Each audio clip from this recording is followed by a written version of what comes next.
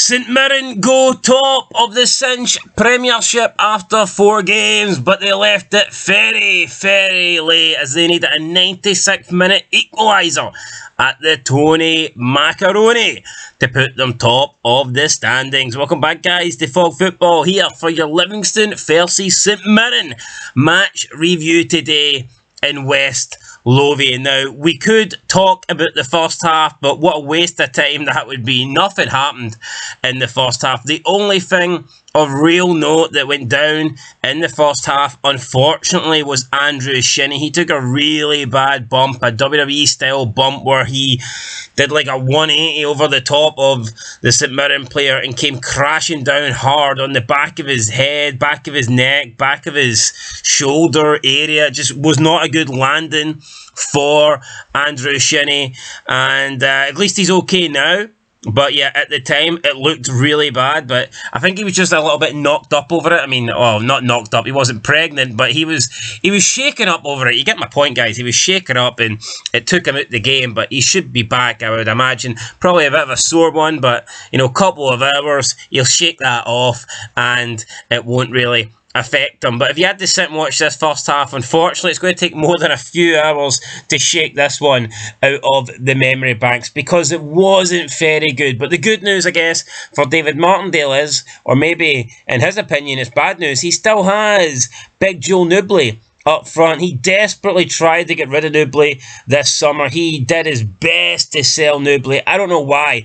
I mean, the only thing he could have done more was probably get on his hands and knees and beg clubs to come in and Joe Newbley. And it just doesn't make sense to me. Why was he so hell-bent on selling his main man up front? Is it simply because they need the sale from Joe Newbley or something for Livingston to survive? If that's the case, why not transfer list Joe Newbley or ask Joe Newbley to try and, you know, make his own move happen? I just don't get why he spent such a long time desperately trying to get rid of his best player. I thought it was pathetic. But anyway, Newbley did play today. I mean, he'd done the bare minimum. He wasn't horrible, but he never really stood out. He didn't stand out to me as this, you know, this quality player that would be attracting clubs. And I like Newbley. I think he's done good at Livingston, but no, today had a poor game. But I'm not just going to hold Newbley accountable for that. Everybody had a poor game. If you break it down, it was a shite game. Like, I'm not going to sit here and talk about everything that happened. Let's just talk about the main important points. So, Bruce Anderson's goal, was it offside or not? Personally, I thought his legs were onside, but his upper body was offside. That, for me, should count as onside. As long as your legs, your feet, if your feet are in an onside position, in my opinion, you're onside. I don't care if you're diagonally position yourself so that your upper body's offside. As long as your feet are in an onside position, then the goal should count. So I thought Bruce Anderson was unlucky here. I personally, in my opinion, would say this is onside, but I understand why it was given offside. LIVI got a late free kick into the back post, and Gary got something on it. It was tapped in by DeLucas, but fear not, St Mirren bounced back 96th minute.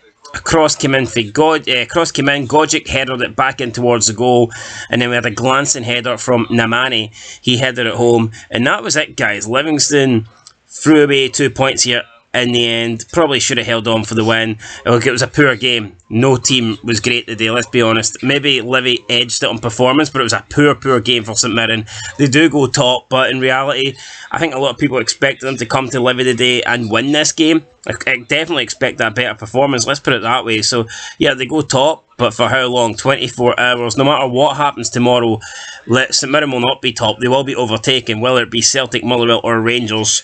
St Mirren will not end this weekend top of the table, but they will go into Sunday as the leading team. So, I mean, that's good for them. Poor performance, but they get to go top for 24 hours, so fair play. Shite game, let's be honest. A draw is probably fair. I mean, LIVI, I thought, were the better team, but they didn't exactly do enough to deserve the win. I thought they just edged it. So, yeah, overall, guys, poor game. Not going to sit here and talk about everything that happened. Both goals, I thought, were pretty poor as well. Definitely avoidable. And I just wish I avoided watching this match. I'll catch you in the next one. Leave your thoughts down below. And until then, peace.